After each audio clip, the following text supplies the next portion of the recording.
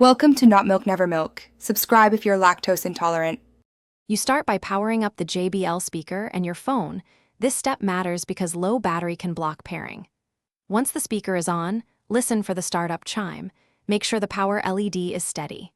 Then, open Bluetooth on your device and keep the settings screen visible so the phone continues scanning. Next, press and hold the speaker's Bluetooth button for 2-3 seconds to enter pairing mode. You'll know because the Bluetooth LED will flash, and the device name will appear on your phone's list. Once your JBL shows up in the phone's device list, tap its name to begin pairing.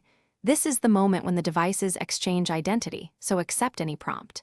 If a code appears, enter 0000 or tap confirm. Most modern phones skip codes.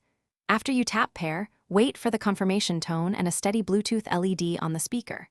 Now make a quick test. Play audio at low volume to verify sound and controls. If audio plays, you're connected. If not, recheck the phone's output. To finish, set the phone and speaker volumes to safe levels. This prevents sudden loud bursts. If you want better control, install the JBL app for firmware and equalizer settings. It helps future reliability.